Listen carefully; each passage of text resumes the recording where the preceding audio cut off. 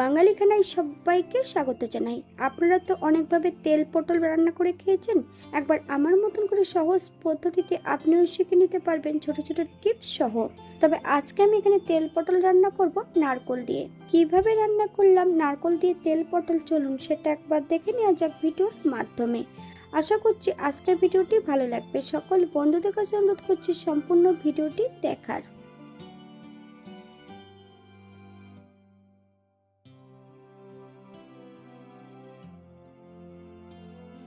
এখানে আমি আগের থেকে বেশ কিছুটা পটল নিয়ে নিয়েছি। পটলগুলোকে আগের থেকে বেশ পরিষ্কার জল দিয়ে ধুয়ে রেখেছি। এই পর্যায়ে আমি পটলগুলোর খোসাগুলো পরিষ্কার করে নেব। তবে হালকা করে কিন্তু পটলগুলোর খোসা রেখেছি। পটলগুলোর সাইডগুলো হালকা করে কাট করে দিয়েছি।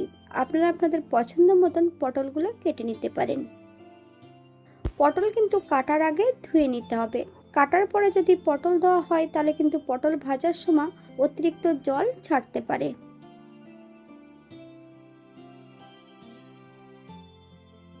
এখানে একটা ছোট নারকেলের অর্ধেকটা নারকেল নিয়ে নিয়েছি। অর্ধেকটা নারকেল থেকে আমি জুস বের করে নেব।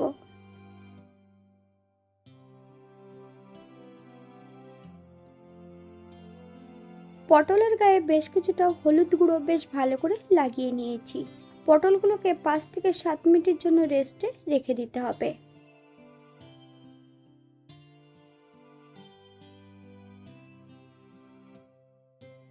এখানে আমি সম্পূর্ণ নারকেল থেকে জুসটা বের করে নিয়েছি। আগের থেকে বেশ কিছুটা গোটা মশলা রেখেছি, এগুলোকে বেশ মিহি করে বেটে নেব। 2 চামচ সর্ষে, 2 চামচ পোস্ত, 1 চামচ সাদা জিরে, 7 থেকে 8টা লঙ্কা। এখানে পটলের পরিমাণ ছিল 500 গ্রাম। আপনারা আপনাদের পছন্দ মতন মশলাটা অ্যাড করবেন।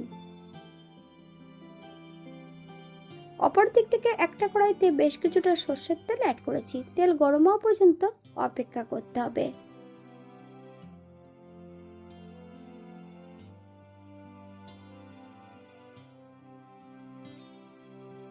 এখানে আমি সম্পূর্ণ পটলগুলো তেলের মধ্যে অ্যাড করে দেব। গ্যাসের ফ্লেমটা মিডিয়ামে রেখে বেশ কিছু সময় ধরে পটলগুলো ভেজে নিতে হবে।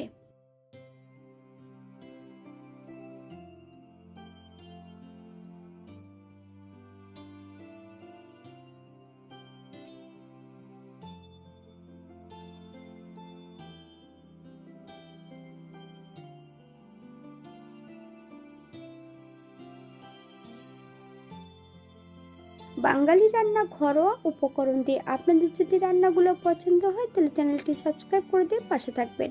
পাশে থাকা বেলটা বাজিয়ে দেবেন, নইলে নিত্য নতুন রান্নার নোটিফিকেশন পাবেন না। আমার এই চ্যানেলে আমিষ, নিরামিষ এবং বিভিন্ন ধরনের পটলের রেসিপি দেওয়া আছে। আপনাদের যদি পছন্দ হয় তাহলে চ্যানেলটি ঘুরে একবার দেখে নেবেন।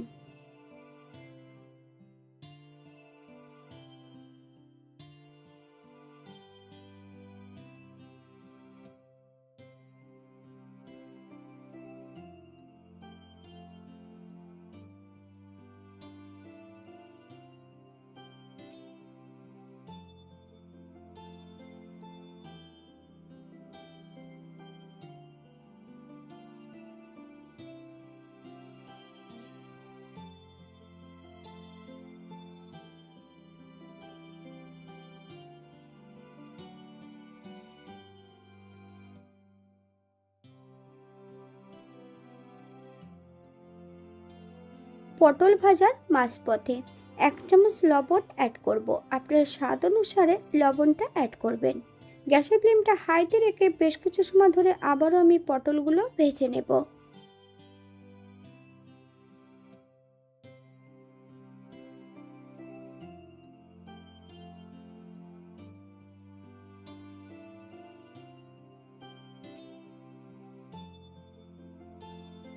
সম্পূর্ণ পটলগুলো কড়াই থেকে তুলে নিতে হবে।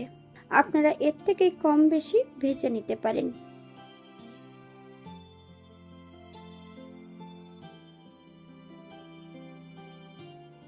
আবারও বেশ কিছুটা কড়াইতে সর্ষের তেল অ্যাড করে তেল গরম হওয়া পর্যন্ত অপেক্ষা করতে হবে।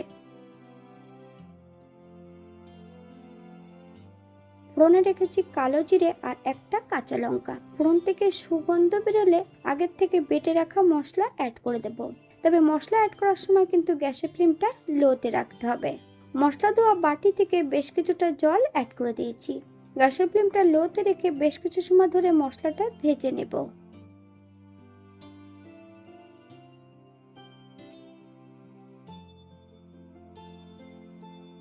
1 চামচ হলুদের গুঁড়ো। আপনারা যদি এখানে কাশ্মীরি লঙ্কার গুঁড়ো পছন্দ করেন তাহলে অ্যাড করতে পারেন।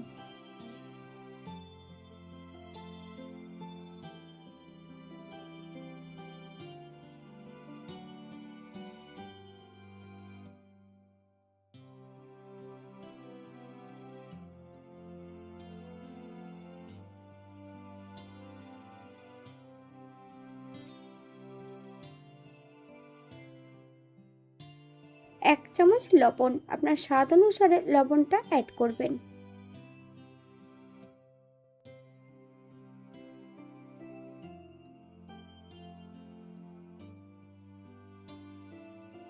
সাত থেকে 8 মিনিটের মতন মিডিয়াম আঁচে মশলাটা কষিয়ে নিয়েছি।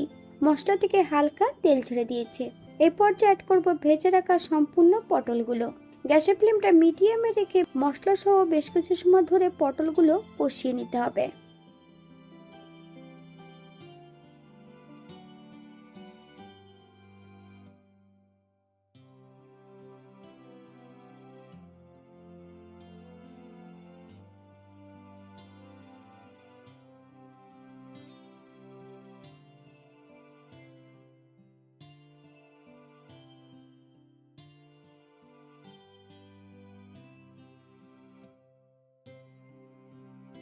এখানে আমি অর্ধেকটা নারকেলের জুস অ্যাড করে দিয়েছি।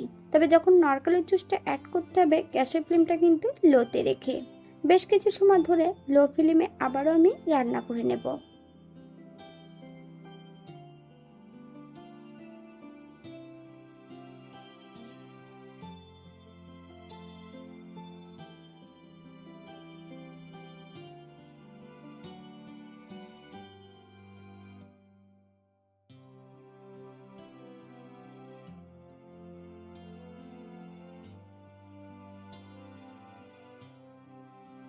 পাঁচ থেকে 7 মিনিটের মতন মিডিয়াম আঁচে রান্না করে নিতে হবে।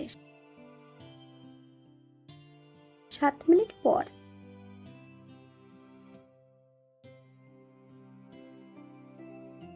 1 চামচ চিনি অ্যাড করব। আপনারা যদি পছন্দ করেন তাহলে পরিমাণে বাড়িয়ে দিতে পারেন। বেশ কিছুটা গোটা লঙ্কা ফালি দিয়ে অ্যাড করেছি। আপনারা যদি পছন্দ করেন তাহলে পরিমাণে বাড়িয়ে দিতে পারেন। তবে চিনি অ্যাড করার পরে গ্যাসের ফ্লেমটা মিডিয়ামে রেখে বেশ কিছু সময় ধরে রান্না করে নেব। 1 চামচ কাঁচা সর্ষের তেল। গ্যাসের ফ্লেমটা লোতে রেখে 2 থেকে 3 মিনিটের জন্য ঢাকা দিয়ে রেখে দেব, যাতে কাঁচা সর্ষের তেলের গন্ধটা আর না থাকে।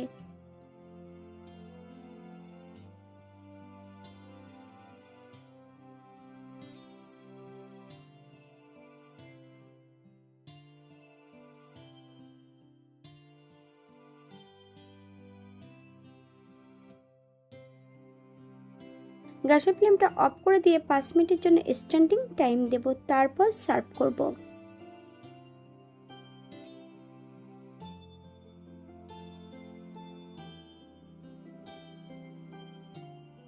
এটা দেখতে যেমন ভারী সুন্দর হয়েছিল, এটা গরম ভাতে খেতে কিন্তু অসম্ভব ভালো হয়েছিল। এটা যে কোনো নিরামিষের দিন আপনারা এটা বানাতে পারেন।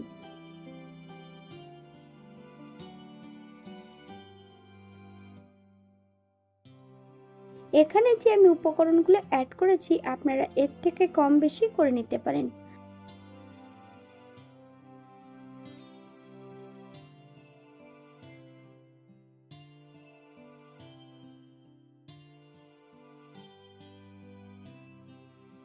আজকের ভিডিওটি এই পর্যন্ত। সবাই সুস্থ থাকবেন, ভালো থাকবেন। অন্যদিন নতুন রেসিপি নিয়ে আপনাদের সামনে আবার আমি হাজির হব।